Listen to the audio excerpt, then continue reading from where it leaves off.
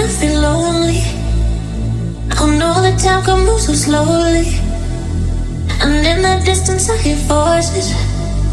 Are they real or are they in my head? I'm lovesick.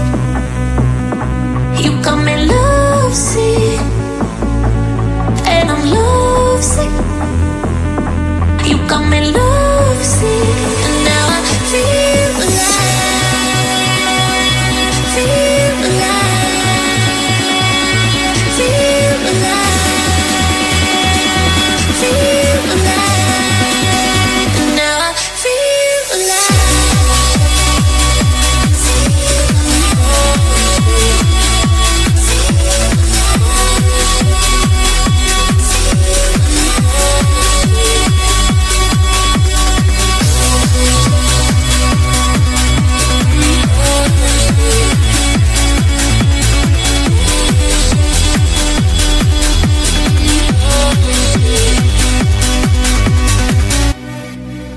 So many times they try to change me, and every time it drives me crazy.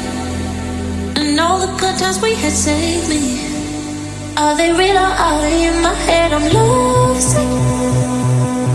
You got me lovesick, and I'm lovesick. You got me lovesick, and now I feel alive, feel alive.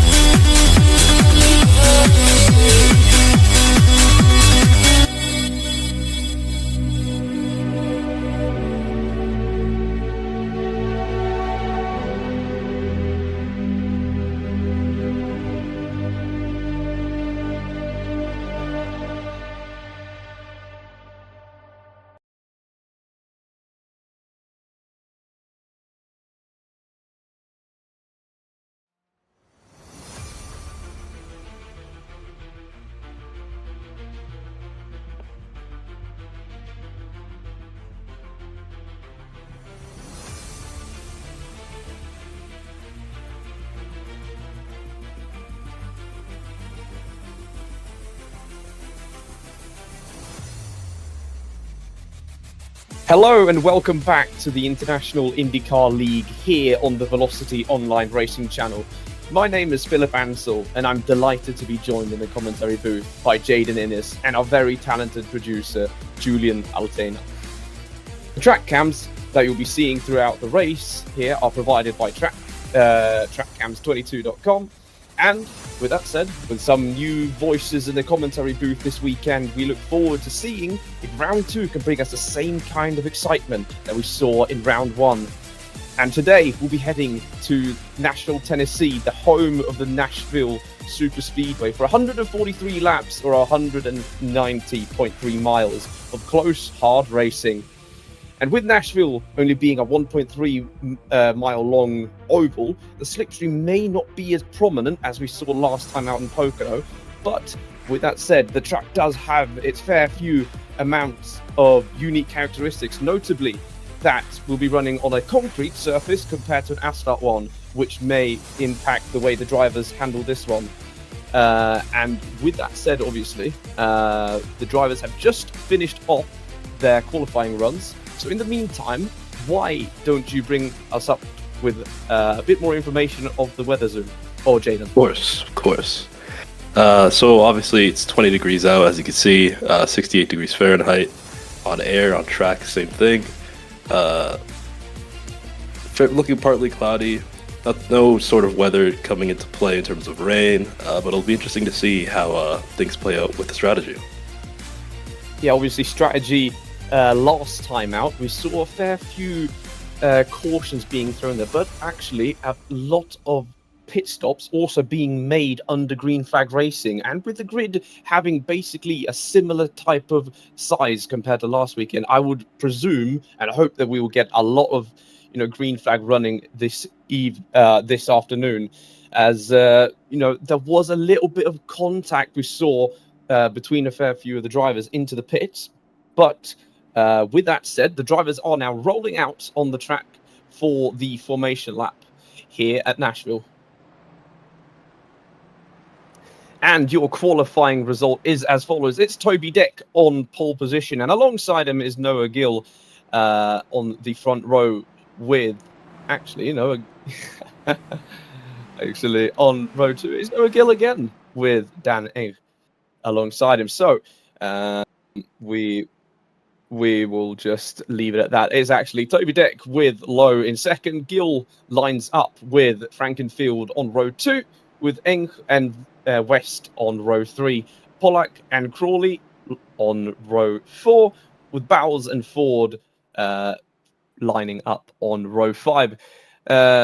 Strid and Fiolas on row 6, with Dietz and Saucier on row 7. And the last row, obviously, with Gomez and Christensen. Christensen having his end-of-line penalty from last time out. But safety car is in the pits, and the race is in Toby Deck's hands to start us off here at Nashville. And the green flag flies here for 143 laps of oval racing.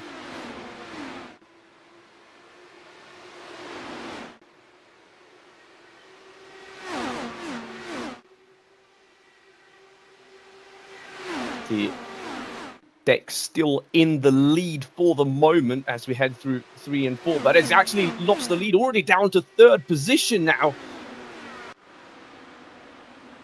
Christensen up to 4 positions already, up into P12 as well.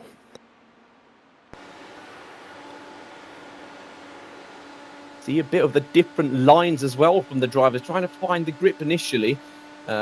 With this, obviously, a lot smoother track surface than they might be used to normally, especially for us Europeans that aren't, used to that sort of stuff. But Christensen already, like you said, making moves up into 11th position, so he's currently flying there from his end-of-line penalty.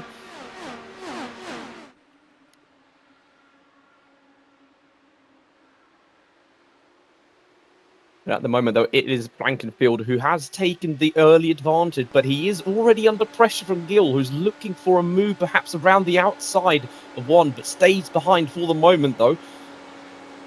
Obviously, compared from Pocono last time out, we're running a more traditional aero package as well on these cars, so there's going to be a lot more grip around the corners, perhaps allowing the drivers to take a bit of a different approach, trying to avoid that dirty air that could compromise their runs. But still, though, it is too wide through, I believe that is turn 1 and turn 2, and Toby Deck is looking for a way back up into the lead that he lost earlier on. Very different lines from Gill and Frankenfield. Will Toby Deck potentially maybe have a look up the inside? Who knows? The biggest gainer so far is, of course, Christensen, but also, the likes of Fiolas has also made up 4 positions so far, as well as Saucier. So it certainly is a track that allows for overtaking so far.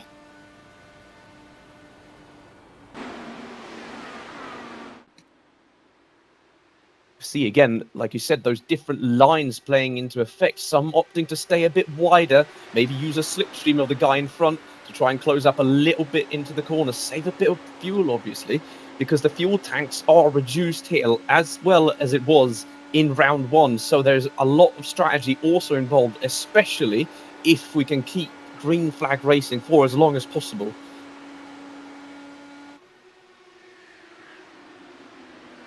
Obviously, based on the fact that we have 55% tanks, it's looking to be around 6 stops, obviously, depending on caution and all that.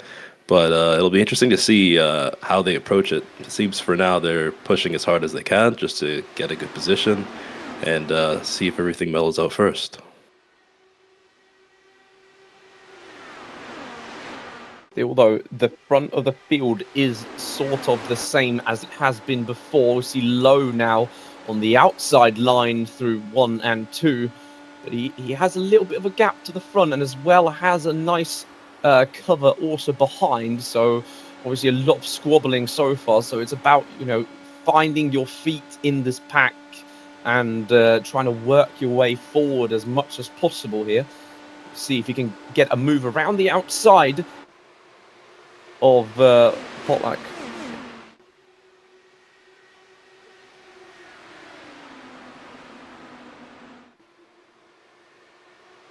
There's actually Toby Deck away from the... Sorry, apologies.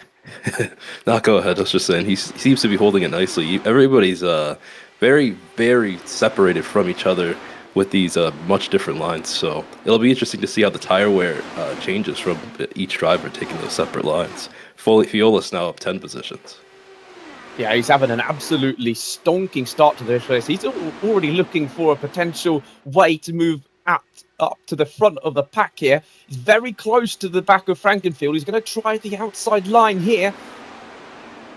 Can he make it stick, though? It looks like Frankenfield just has that little bit of extra grip being on the inside, but he got a very nice exit here, Fiolas. He's going to use the side draft to get past, maybe around the outside of 3. No, Frankenfield is still there on the inside.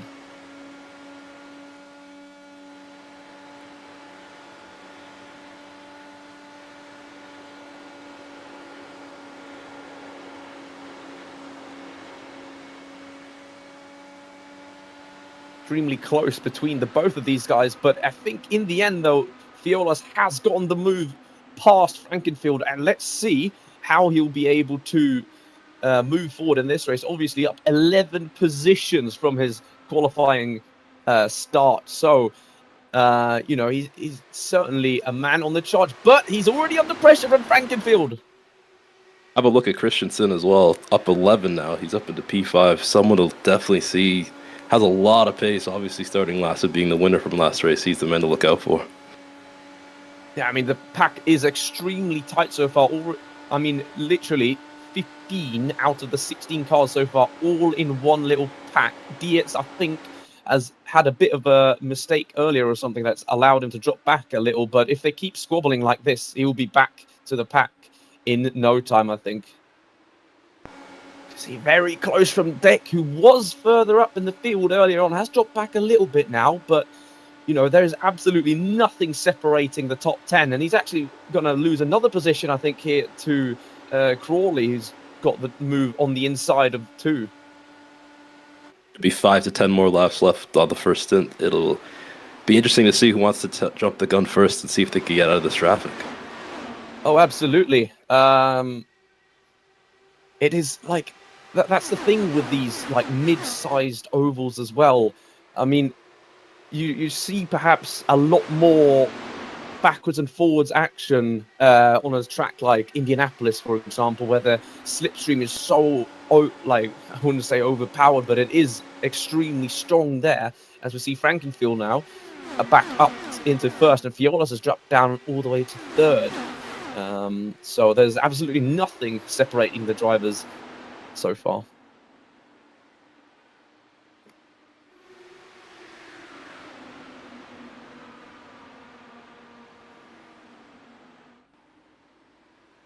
Almost making it 3 wide here for position.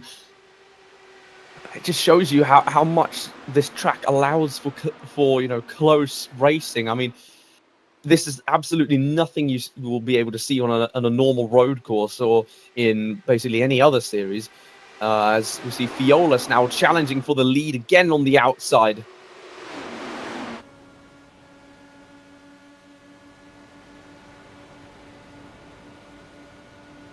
Feeling Christensen as well, fighting in the back there. Christensen still trying to put on the charge.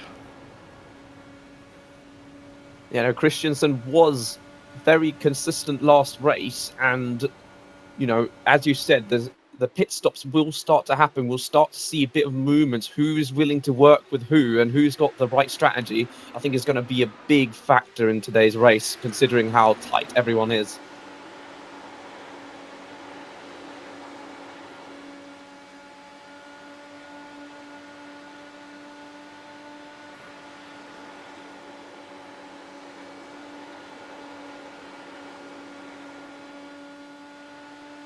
believe the top 4 runners are actually all gaining positions, and then outside of that, it's Christensen who's gained 9. So a fantastic start from the likes of them.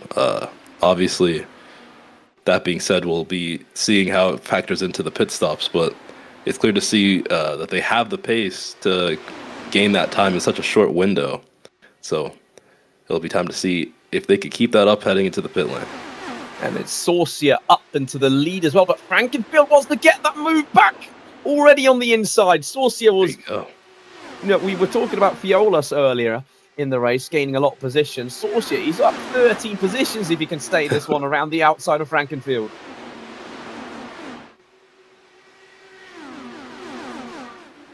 As you said, depending on how much the drivers have been pushing, they will be approaching that first pit stop of the race. Whether or not they'll opt for tyres as well is a question to be had. Because obviously it is a short, well, it's not a short oval, it's a super speedway. So, there is still the factor of, tyre degradation. But obviously with the added downforce package and the track surface, I think, there is the possibility for a bit of mixed strategies here. And as we see Frankenfield now back down the inside ahead of Saucier, side by side as they go across the start-finish line. So now we're in that pit window. So let's see if perhaps a driver a little bit further down or in the midfield decides to, I've got the pace over these guys. If I can just get the clean air, then I'm going to go, try and undercut them perhaps. So let's see then. Still no one opting for the pits yet. As you said as well, with the contact in the pits, it'll be interesting. Oh.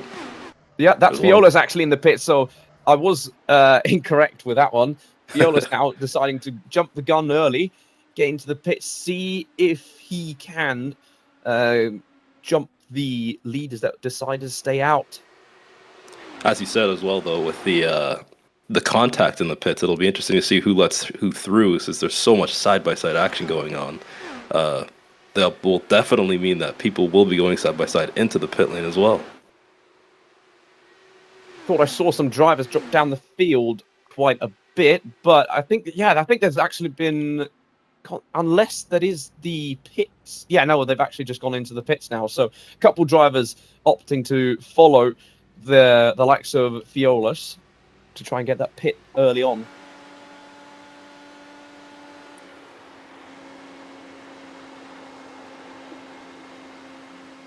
And it is the drivers that were running further up in the field as well, notably, as we see now the rest of the pack go in, and there's a spinner on pit entry. I can't really see. That is Callum Ford, so he's had an absolute nightmare on pit entry.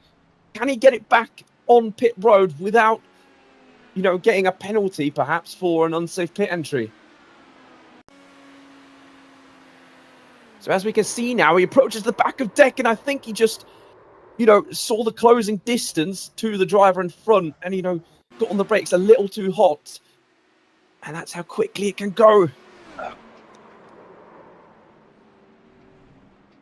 Perhaps he got a little bit caught off guard there with the, as he said, the closing distance.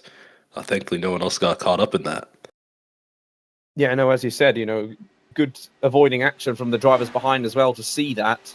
To see, Ford go around and to not overreact to it, and kept their noses clean. No caution so far as well. 31 laps of green flag racing. It's been very good so far. So let's see then. Frankenfield is the driver that is closest to the front of the pack. Strud now, last driver to pit. So let's see Frankenfield. Yeah, way clear at the front now. So it has worked out for him so far. And Toby Dick, he's back up into second. Tragedy by him.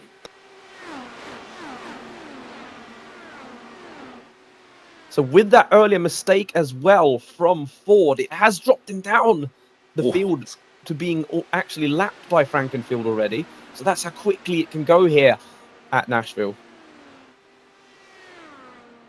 Fiolas as well as the first to pit, I believe, and it seems like he came out scot-free. Obviously didn't have to worry about waiting up for anybody. So will be interesting to see if he can keep it going with the rest of the pack or if he'll have to pit early again.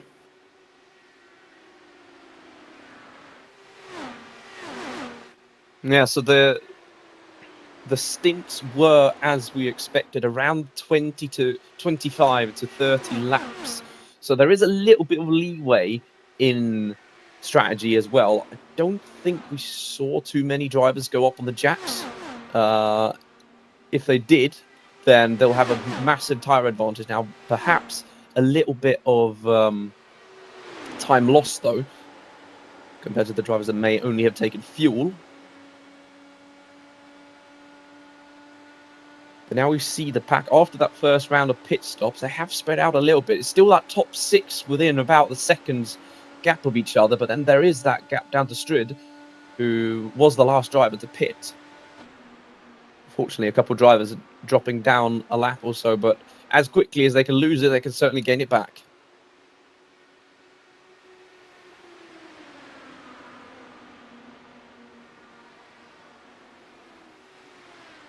And that's Fiolas already around the outside of deck. He looked to make it super easy. I don't know whether or not Toby is struggling a little bit at the moment. He looks to be losing a position even to Saucier now as we head through 1 and 2. That outside line seems to be quite advantageous, which makes me wonder why the leaders are so defensive into the corners. Perhaps there may be a difference in approach. Maybe there is a benefit to be had by taking the inside line, but it seems like for the most part, most of the around the outside style overtakes have been very successful. Yeah, there is the element of which iRacing have implemented since a little while back. The temperature of the track will actually change.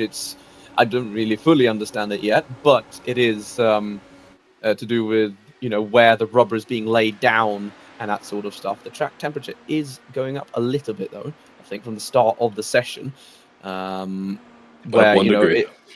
1 degree, it can make a whole lot of difference. I can tell you that much from my own experience. But, it still isn't enough to, take away from the fantastic racing that we're seeing so far. Basically got 2 tram lines almost of 3 cars each going inside, outside.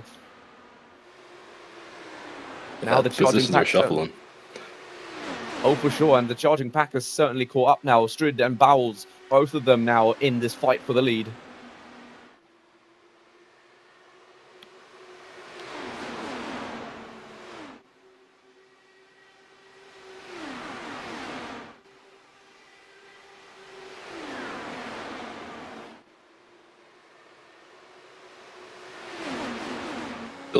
Still side by side for the time being. See a driver go on the defensive here. That is Christensen. No, it's not. It's a lapped car in front of Strid at the moment. So perhaps not wanting to get into the in the way of the drivers fighting for this win. But still, though, this is absolutely fantastic racing we're seeing so far. And if you want to relive the biggest moments from this race, VOR also offers edited highlight videos that spotlight the most exciting moments from your races. So check out that if you want more information on it. But so far, though, Fiolas has gotten back into the lead now. So the strategy call seems to have worked out for him. But Frankenfield is as persistent as usual, looking for the inside line. But Toby Deck is looking for a way past up into second. But Fiolas covers him off into 3 and 4. He'll also be a little bit more pacey, just for the time being. Obviously pitted just slightly ahead of everyone else. It'll be interesting to see if he decides to try and extend this stint from that shortened stint that he ran at the start. Oh, for sure, because we saw, the drivers at the front of the field perhaps having to pit a little earlier. It didn't actually hamper them too much in terms of track position. So obviously, as we can see on the data in front of us, Strid, the last driver to pit on lap 31, is still running 7th and in this pack. So he could extend his stint perhaps even longer to, in the long run anyway, perhaps take a little bit less fuel in the dying stages of the race, making his car a little more nimbler and gaining a lot of time on pit road, obviously. But Christensen is looking for a move up into 4th.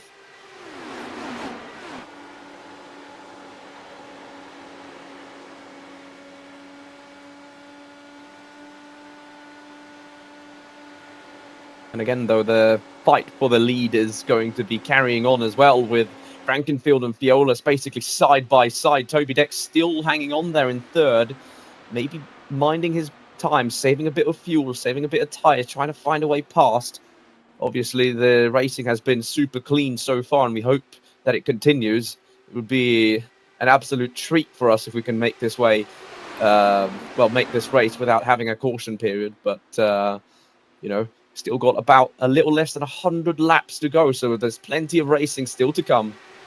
Yeah, for those who pit on lap 29 and earlier, they're going to be the ones that are going to be slightly more compromised. It does run out to about 5 stops, maybe even 6. But for people who pit past that, they could save an extra pit stop, actually, if they manage to keep the tires just a little bit longer. So they're pretty much right on the edge of right where that extra pit stop is required. So, like I said before, it'll be obviously something to look out for Fiolas, who pit so early compared to everyone else, to see if he's going to want to try and mend that back, gaining all that time from obviously not having to be held up or anything like that. Yeah, and I mean, with the extending on the stint as well, it does allow the driver to do so, to be a bit more flexible in terms of if there's a caution as well, because that will be very, very important as well. As you know, our current championship leader is running 5th, still having a lot of nice points on his that will contribute to his championship. With his nearest rival, Bowers, a couple position down in 8th at the moment. So as things stand, he will retain his championship lead and extend it even further. Yep. Makes you wonder if he's just playing it a little bit more cautiously compared to the rest. Obviously, he gained all those positions at the start very, very quickly and then seemed to peter out later into the stint. So I imagine he probably has a little bit more pace on the table that he hasn't taken out just yet. Yeah, no, for sure. I mean, with these races, as we've seen basically all race long, I mean, it is so important to, keep with the main train, because I think all these guys now in the top 8 are basically, in fuel saving mode, managing the race. They don't want to push too hard or make a mistake right now, because it could be very costly for them, as we see Fiolas now diving for the pit entry. So again, going very early, just as he did on that first stint. So he's got a strategy in mind. And he's a little bit of a shorter pit stop, I think, this time. It was around 28 laps he did first stint. This time, it's around 25. Yeah, he might have to take an extra pit stop at the end, a little splash and death. There's nothing wrong with that. Obviously, if caution comes out, it could throw everything into a loop. But it will be interesting, obviously, because he went short on the first one. He's got even shorter now. So he'll have to eventually start extending, or else he will have to take that extra pit stop and put himself quite far back. Yeah, up onto the jacks he goes, and the battle for the lead continues. Now it's Toby Deck now that's filled the room that Fiola's left. And as we see another driver now jump for the pits, that's Polak. Again, jumping for the pits early, and Deck, looking to get back to the position he started this race in. But, Frankenfield has been very persistent, wanting to stay in the front of the pack, managing the pace on his own accord. And he's staying to the inside.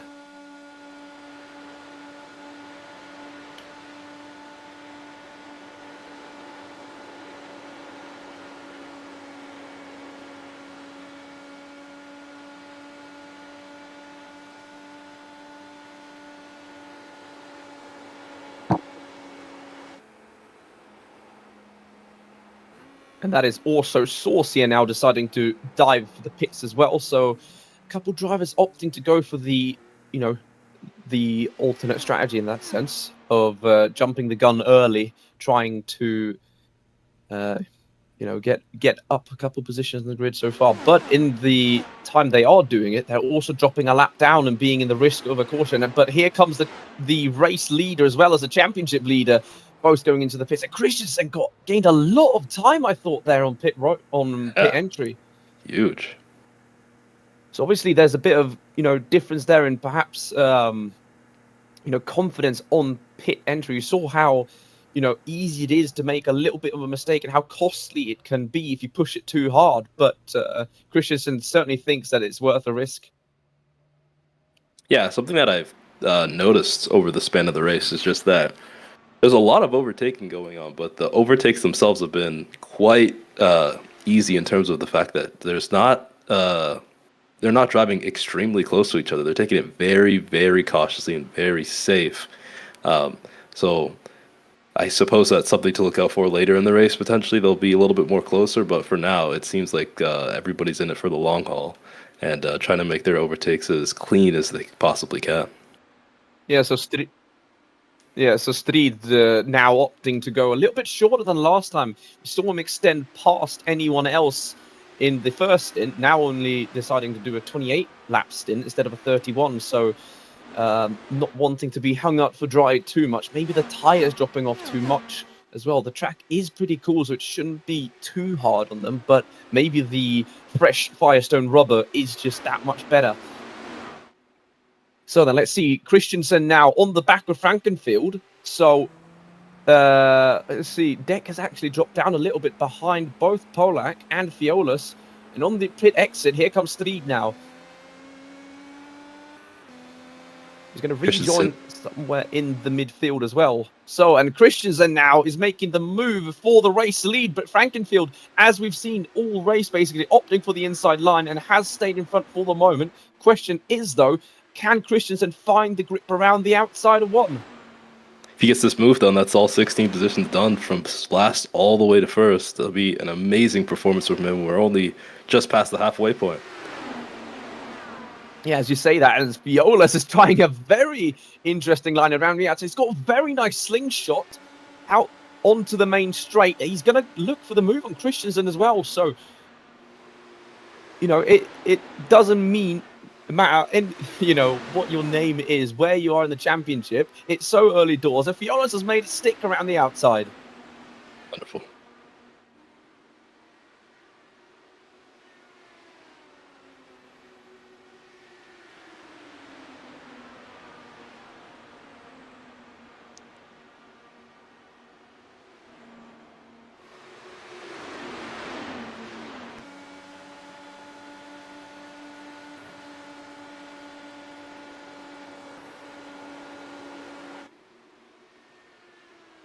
And a little bit further down from this main battle in front, we have both Sorcia and Toby Deck going side by side. We've seen Deck being, at the front of the field. We've seen it in the midfield. We've seen him in the lower edges of the top 10. So definitely do not discount him to make his way back up into the front of this field if he gets the opportunity to. But at the same time, we see, I think there's a lap car. No, it is actually not. It's a bit difficult to tell the cars apart here because they're so close to each other, and obviously we have a couple of drivers that are on the fringes of being lapped as well. So that is certainly another factor that will be playing its part in this race, because obviously the lapped cars, compared to your normal road racing series, they aren't forced to move out the way for a blue flag. They are allowed to fight, and they will do whatever they need to stay in contention of this race. But again, though, Fiolas and Frankenfield, we've seen them fight it out earlier in the race. Fiolas looks like he's got the move done, and he has. Up into the lead goes Fiolas. Something, obviously, he is commanding the field quite well. Made a fair amount of positions, up 11 now. Obviously, he did short pit twice now, and obviously the second pit was even shorter than the first. So eventually there will be a point where he just has to extend and possibly lose those positions, or who knows, maybe it does work out for him and he manages to stay at front the whole way through.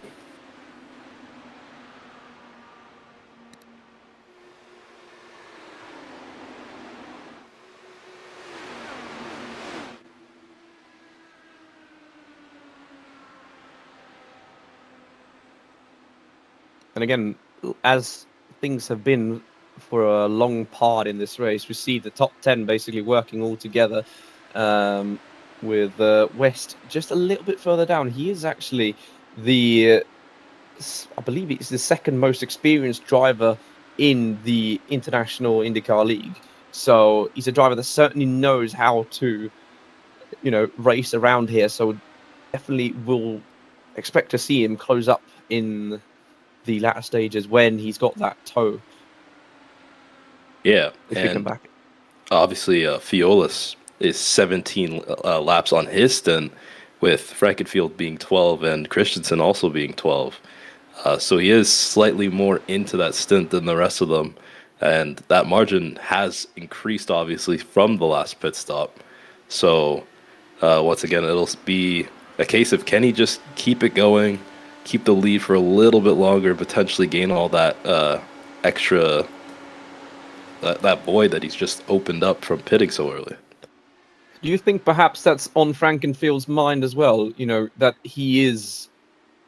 that Fiolis is on a slightly different strategy than him.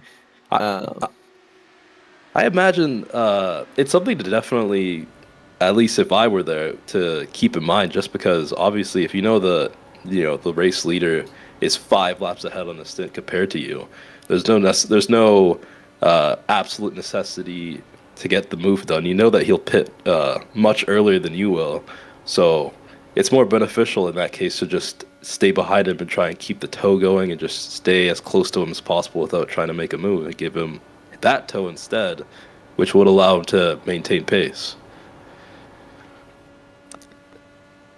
Yeah, no, for sure. I mean, I think I wonder if it's.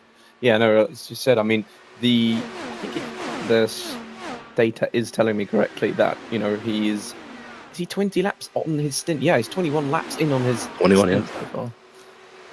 So he has like you said, I didn't think the gap was that, big in terms of the difference in, strategy. But, that is what makes it exciting. And Frankenfield has decided, now is the time. Your tires have fallen off. It's my time to go back up into the front. And Saucier is now down the inside of Fiolis, but doesn't make it stick. You see the outside line there, maybe being a little bit cooler, a little bit less rubber on it. That gives the pink car of Fiolis the advantage as we head into 3 and 4. Yeah, that super short stint really threw a spanner into the works in terms of the strategy regarding that. I mean, obviously, he's still fighting really well for someone who's 5 laps more into the stint, but maybe in a way it could be beneficial, obviously, in the fact that he wouldn't have to, there's no one going to be pitting with him. He'll be all alone in his pit stop, no one to hold him up, no one to potentially have contact with. But for the time being, he's playing it very smart, just staying in that toe and maintaining pace with the rest of the field with that major difference in tires. Yeah, for sure. I mean, at that stage, yes, your car is lighter perhaps, and you might be a little bit quicker on the straight, but with the nature of this track, I think that the tires may have a bit of a more impact than you'd expect. And if you're interested of the future broadcasts that you'll see here on the VOR channel, obviously we got the ICOS Euro SOF on at Mid-Ohio in 2 days' time, with at 10 p.m., followed by the iRacing Indy NXT on July 4th, also then at Mid-Ohio, with the next race of the International IndyCar League will be up on July 5th at Gateway. Same time, same place, with your usual commentators that time, with the ICOS, the next round then of the ICOS Euro SOF also then on July 7th, with VOR Indy NXT then also on July 11th. So So there is plenty more racing action to come in the next coming days.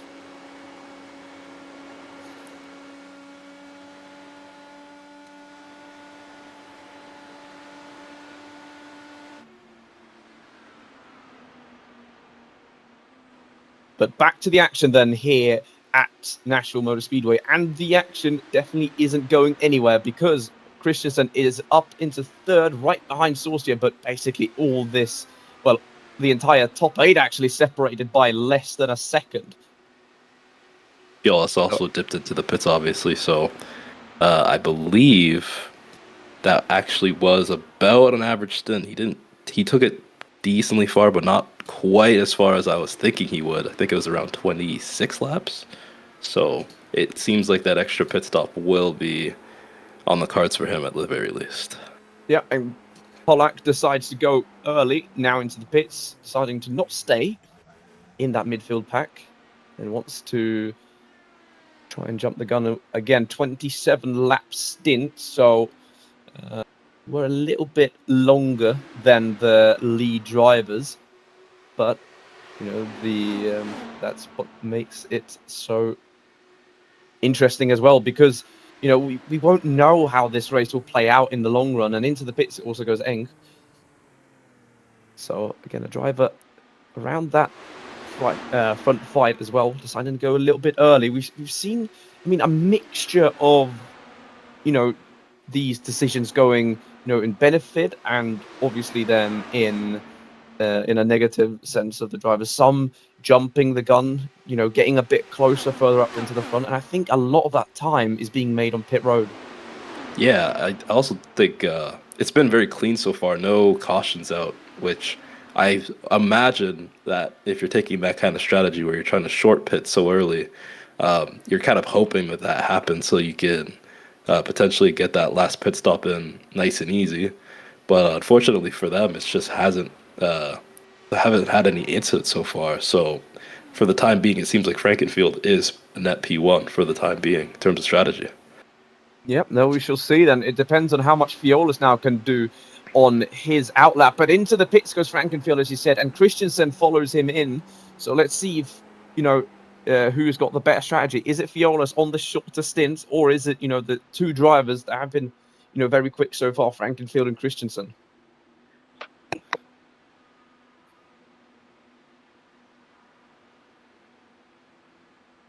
Fiolas was on pit road for a total of 35 seconds, 0.1, so actually not as quick as perhaps Noah Gill was. He's actually the one of the quicker ones so far. He's in the 34 seconds on pit road, so there is a little bit of difference there, but it looks like Frankenfield may be underfueled a little bit because his gap now to Christensen has grown as they exit the pits. But the question is, where is Fiolas in all of this?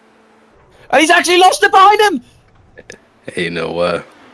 The cold tyres has caught Christensen out. He keeps it somewhat under control, but that has been absolutely detrimental to his fight for the race win. It's going to have to be all pushed out for him now. He has the pace to do it. Like I said, I thought he had a little bit extra pace in hand, being the race winner from last round. So if he has any pace, now's the time to do it. Let's see, on board with him. And yeah, no, the tyres just simply aren't up to you know, temperature yet. Completely ice cold. And, you know, he did a pretty good job in keeping that car, you know, in a relatively controlled manner. All four wheels locking up, getting on that grass that is probably grippier than you'd expect in these dry conditions. So thankfully for him, you know, the car is in one piece. So Strid leads with a 30 lap stint. Obviously now he's coming into the pits. So I believe that would be the furthest that we've seen the tires get taken out. So it is feasible. Obviously not quite the strategy that the majority of the field is taking, seeming like they're pitting a little bit earlier on like 26 to 27 range. So it is possible to see Fiolas and the likes of those early pitters have to extend to that range. And this is something that I was talking about a little earlier. We see Fiolas now, the strategy has worked out for him, but both him and Frankenfield have been overtaken by a lapped car. So this lapped car will also then sit right in front of the race leaders, perhaps helping Frankenfield a little bit with a tow on the straight. We saw, you know, a similar situation happening in the Indy 500 a couple years back. I think it was with Joseph Newgarden and Marcus Ericsson, my countryman. So, and it certainly had its fair impact on the race. Christensen has rejoined in P9 still, so he is still in a relatively good position to still play a factor in this race, even though he has a little bit of a gap to crawl back. And speaking of crawling, it's Crawley who is the driver in front of Frankenfield at the moment. So obviously Christensen was the only other person outside of Fiolis to gain a double-digit amount of positions. Now it's only Fiolis who's gained 10. So that strategy has paid off for the time being. But pace-wise, it just seems that Christensen had that edge. Obviously, he had that incident exiting the pit lane. So I believe that he can make the gap up, but this toe seems to be fairly strong. You know what? Something that I've been thinking of a little bit now is, the picture of the strategy is, clearing itself out a little bit, is the difference between Strid and Fiolis. Their laps, or their tires, is 11 laps different. Fiolis now 16 laps on his stint, Strid only 5, and we know that Strid has gone, long in two previous stints. So that means that not only will he maybe have, some of the freshest tires on the grid, but he might also have one of the lightest cars. So he's a driver to look out for. And, he's running 7th at the moment. But, as we've seen all race long, you can be 7th at one point and the next second you're going to be at the front. Yeah, and he obviously had the pull at Pocono. So he definitely has the pace to make up the field if he needs to. And with that, as you said, with that major tire difference, it's two complete polar opposites in the strategy. So he may actually be able to save himself a pit stop at the end compared to a splash and dash that Fiolis might have to take. Yeah, no, we've got around about 46 laps left of this race, as we see Gil making his way past Polak up into 5th now. So the lead, or the fight for the lead, is, starting to stretch themselves out a little bit, just that tiny bit. I mean, Frankenfield, Fiolis, and Deck now 3/10 between them, but then there's a little bit of a gap down to Saucier.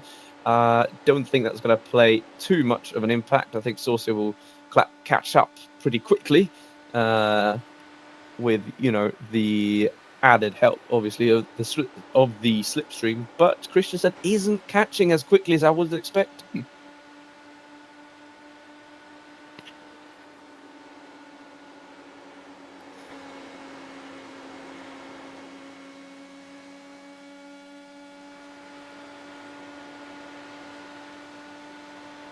Yeah, just having a look at the times, it seems like the likes of Noah and Gill, and actually, of course, David Strid with those tires, he's sitting right around that 4/10 advantage compared to the leaders.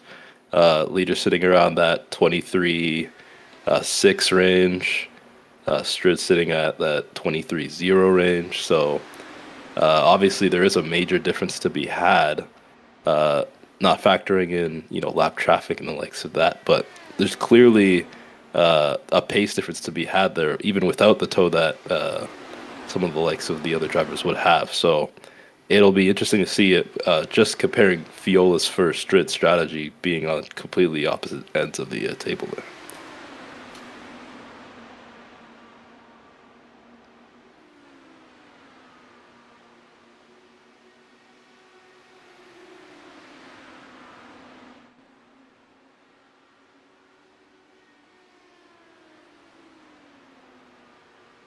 Yeah, so as we can see, obviously, with the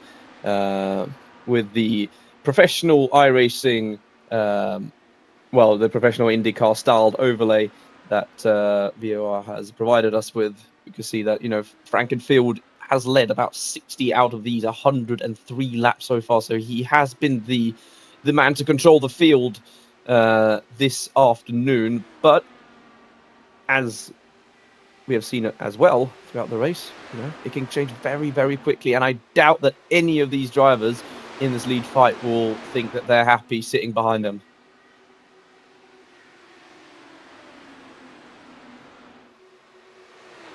And keep in mind, I mean, Fiolis is sitting right there in P2 with a, what is that, a 8-lap difference in tires. So it's quite impressive that he's managing to hold up this whole time. Obviously, toe has a little bit of an impact, but the track is on the relatively shorter side compared to all the major tracks on the calendar. So quite good stuff from him in terms of keeping up the pace with such worn down tires. Well, for sure. Another thing that I did notice as well is I think Streed might be on a little bit of a shorter stint now, this time out, than he was last stint, because he was very much quicker this time, as we see Fiolis now is jumping to the pits. So again, that earlier strategy that he has been adopting this race, I think it's going to be tough for him to run to the end of the race. We got another 36 laps. So at this stage, it looks like he might be forced to make another splash and dash, like you said earlier, Jaeden. Yeah.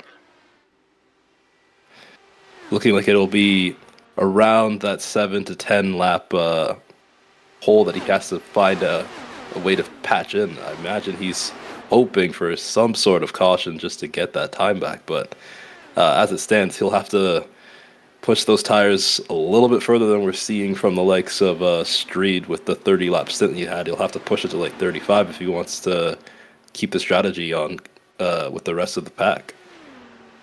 You want to know, and speaking of Streed, if my calculations are correct, if he makes this stint, around the same as he's done all race, he will not need to do the splash and dash at the end. It is going to be very tough for, I think, a lot of the drivers, unless they can extend their stints to around the 32, 33 laps required, then I think it might be very tough for them. Yeah, and another thing to obviously to look out for would be obviously making those passes with those extremely worn down tires at the end. If they do try and not have to do the splash and dash, you're pushing those tires to, lap 30 to 35, which obviously we haven't seen today so far. So factoring that in with having to go side by side trying to fight for the win will be very risky for those drivers. So Streed seems to have the right strategy, in my opinion, for the very least. Yeah, speaking of, going for the lead, Streed has decided, now is my time to pounce. I want to get further up in the field. Saw him taking a very, very wide line through one. He's now putting Gil under pressure into one a lap later, and he looks like he's put the car in another gear almost at this stage.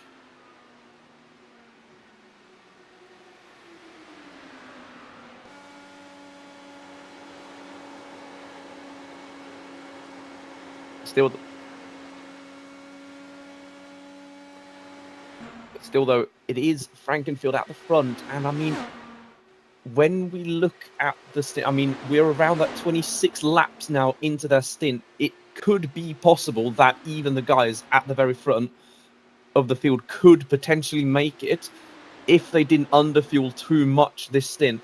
Have to wait and see. I mean, Frankenfield did actually fuel a little less this time, I think, than he did on the first stint. It is about 4/10 quicker on pit road.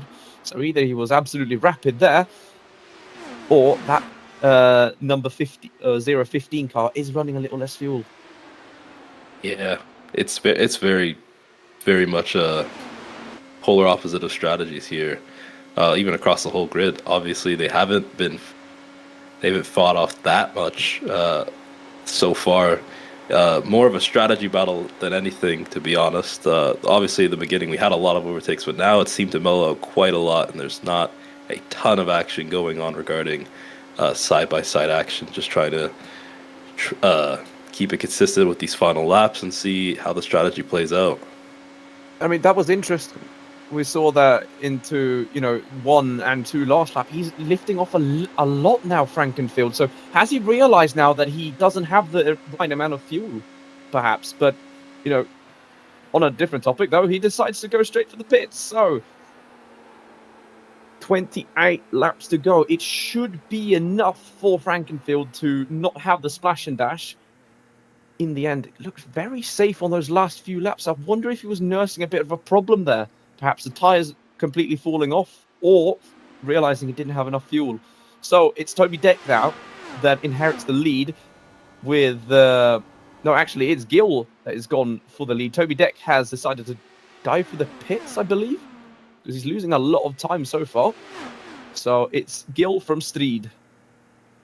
He goes to the pits. So now they have that they have that opportunity to now pit. Strid will obviously be the man to look out for to see if he can make it work. He'll be seeming like just in the same pack as the rest of the field, and he's up into P2 as it stands. And here comes Streed and Gill as well into the pit. So neither of them... Oh, that was very quick on pit entry, I think, from Streed. Yeah. Has he done enough to go under the speed limit? I think he got away with it this time. So then, with 25 laps to go,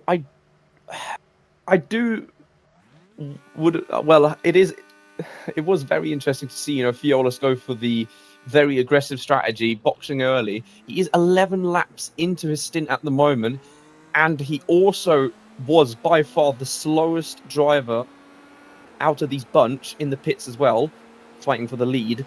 He spent 35.5 seconds on pit road compared to the likes of Toby Deck, who only spent 33.5 seconds. He's got 2-second gap now, Deck. He has, but obviously then they do not have the tyres fired up, and both Frankenfield and Fiolas go around the outside of Gill. Deck has the lead for the moment, but question is, can he keep it in the end? Yeah, we just I believe it was Gill as he came into the pit lane. That was lap 31 for him. So he, I believe, actually took the longest stretch now. Obviously, not being a huge factor now with 24 to go, but obviously when you see Fiolas on 13 laps, it'll be time to see if he could potentially stretch it out that far.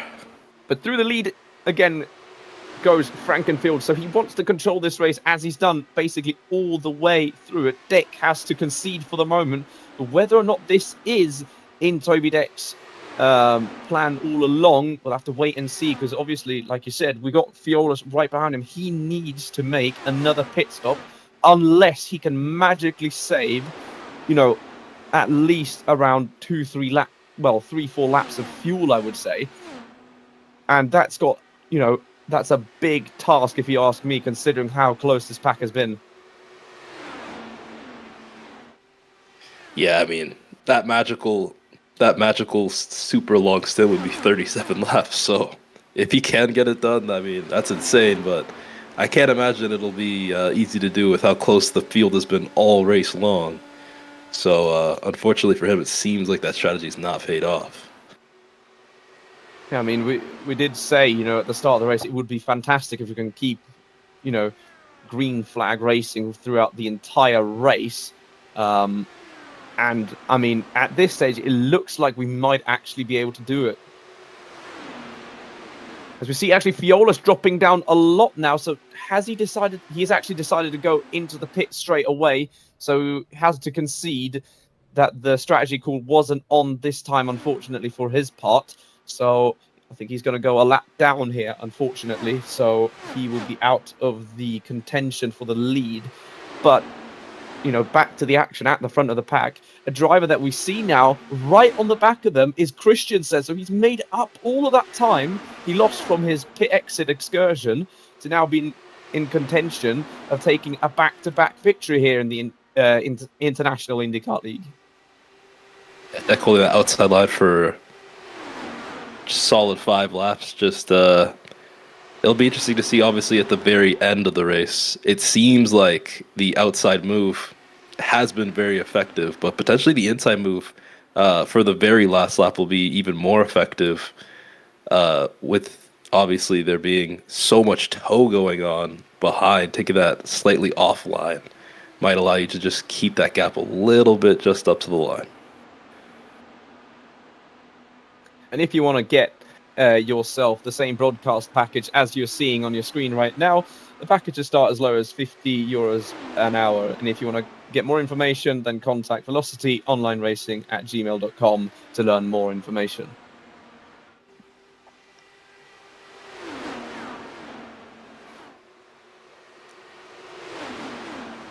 And a driver that I did say, though, if we head back to the fight for the lead to keep your eyes peeled for, is Strid. He is right there now in third position. He is on fresh tyres. He has perhaps got a little bit less fuel. He's made his way past Gill, but question is, can he get past the driver that seemed to be unpassable almost this race in Frankenfield?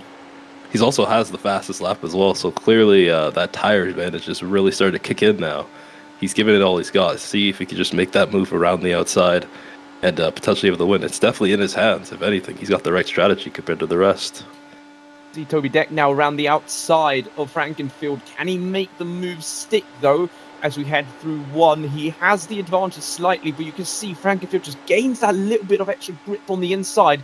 Deck still has the move around the outside, but look at the slipstream from Strid. Perhaps deploying a little bit of that hybrid system as well. That's something we haven't brought up too much in this race.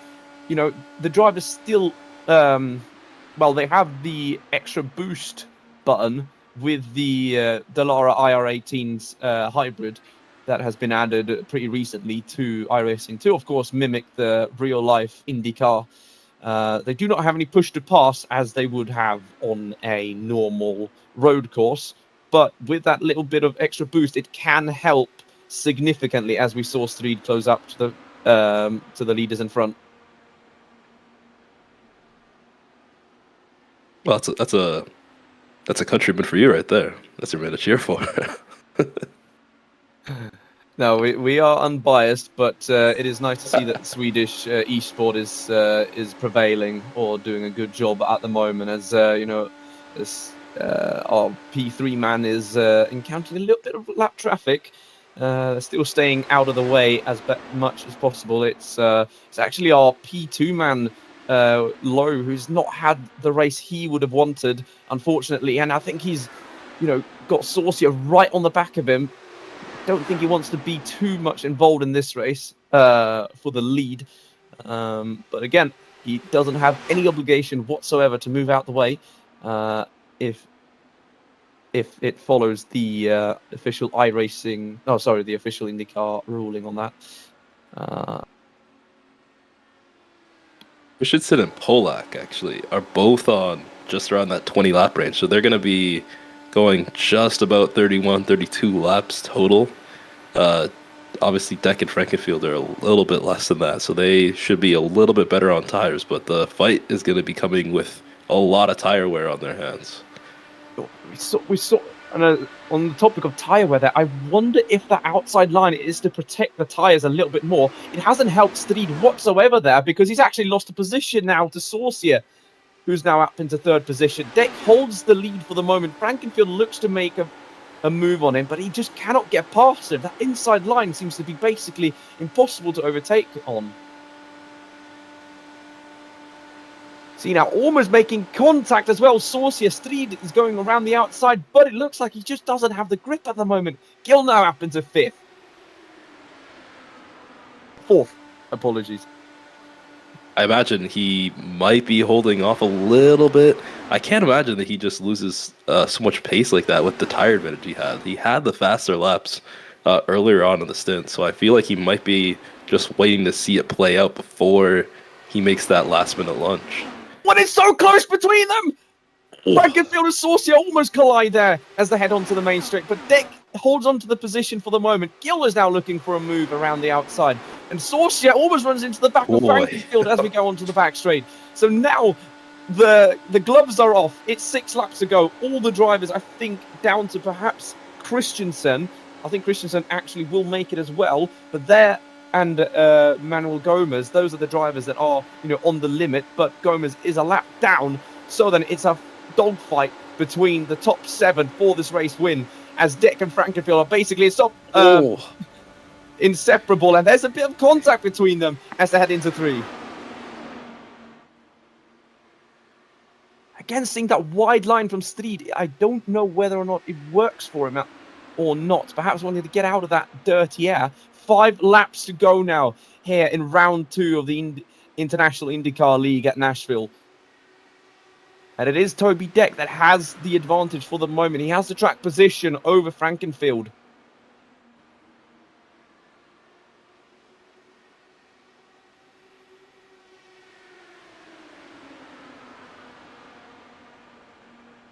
And the action won't be cooling off anytime soon, with obviously the fight for the lead going on, the fight for P3 going on.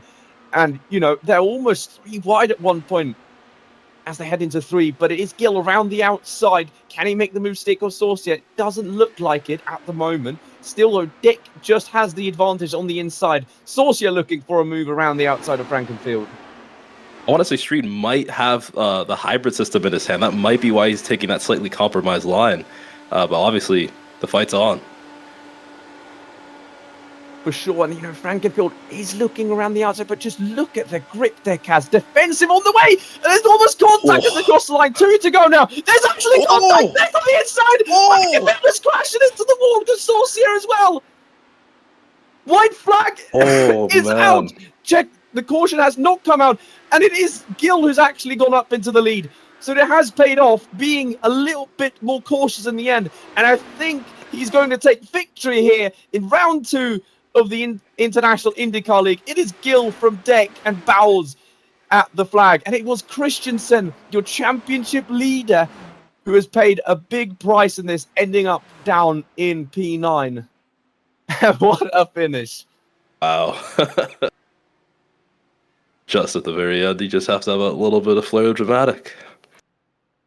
With all the strategy that we saw from start to finish, it had to end in a little bit of drama as we go back and look at this incident again. So it is Dick on the inside, defending his position. Saucier actually losing his front wing there, I think, unless it was a little bit of net code. And then he just comes down on Deck, I think. And, you know, Frankenfield and Saucier both ending up in the wall. Let's try and get another look on this. Yeah, it looks like they just come together a little bit. Dick got away with it this time, so Dick to the inside, Frankenfield swerving a little bit. No, it's actually Dick that comes up from his inside, and I don't think Frankenfield was expecting it. Let's get the onboard view again. And yeah, you could just see that slight movement. I don't think, from this camera angle at least, that, you know, Frankenfield did anything wrong there. Was keeping his line.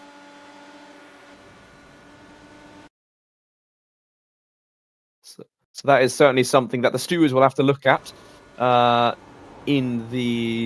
this race. But in the end, he does keep second position, and it has certainly made a big dent in Christensen's championship fight, because he is, you know, finished this race actually a lap down as well. But man, what a race in the end. Yeah. How would you describe this, Jaeden? Well, it just goes to show really how important that strategy is. Obviously, a lot of passes taking place in the beginning of that race, but the strategy was the real thing to look out for with those 30-lap stints and those short stints by Fiolis. Obviously, it didn't work out for him tonight, but the difference in strategy was very huge, and it paid off big time for Frankenfield and the likes of them, who decided to keep it as long as possible. But it's oval racing. You're always going to have that last minute incident that takes place. But yeah, it was very impressive. Fiola seemed like he had it working really well. Didn't work out in the end, but yeah, it's fun to see different strategies come into play. And yeah, it'll be interesting to see if they could replicate that next round. Yeah, for sure. I mean results of the race so far is as follows. Of course, Noah Gill taking victory here this afternoon, with Toby Deck in second, from Ryan Bowles in third, with David Streed in fourth, with Frankenfield recovering to fifth in the end after that incident with Toby Deck. In seventh, we see Saucier come across the line. Fiolis does recover to seventh after having to make that extra pit stop, with Callum Ford in eighth and John Christensen in ninth, with Dan Eng in 10th. Katie Pollack does end up in 11th after also having to make an extra pit stop, with Mike West in 12th. Manuel Gomez did not unfortunately make the extra pit stop as well. Well, didn't avoid the extra pit stop in the end with Lowe in 14th, and Luke Dietz and Robert Crawley ends out the grid for this afternoon. But with that said, and the excitement of round 2, we look forward to a couple in next week's race. That will be, like we said earlier, same place, same time. We will be heading to the Worldwide Technology Raceway on July 5th. So stay tuned for that one. And with that said, it's been a pleasure to be filling in for this week's race and to experience some really interesting and tight racing here in the International IndyCar League. And with that said, we thank you for your viewing pleasure, and hope to see you in a week's time. Take care.